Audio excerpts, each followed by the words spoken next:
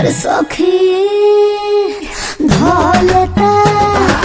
पाजामा में दबाई देता दरवाजा में न जाता न शर्माता और जो चाहे मर्द के नाता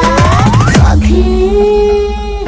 दीदिया के देवरा पकड़ लेता फानी के दीदिया के देवरा पकड़ लेता फानी के तो कहेला चार का तू डोला भोजवानी के कहेला चार का तू डोला भोजवानी के कहेला चार।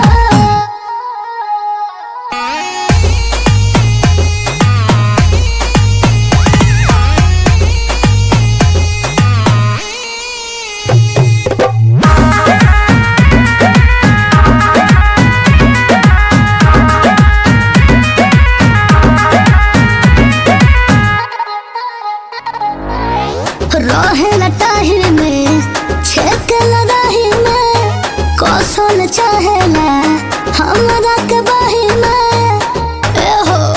हमर एड़ी के बुखार माथा चढ़ल रहे सटाई हमारी पीछे हमरा पड़ल रहे जोड़ सा रही है बाटे मोरा परेशानी के जोड़ सा रही है बाटे मोरा परेशानी के तो कहेला चार का तू डोला भोजवानी के कहेला चार का तू डोला भोजवानी के कहेला चार।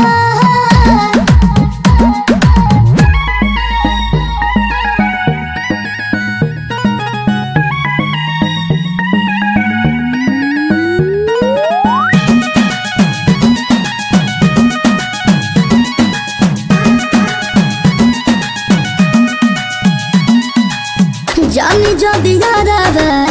आ जाए घरवा करे में सोची नहीं लालू मोदरवा बदमाश हो सुनर हो खो सुनो सखी हो गो ना है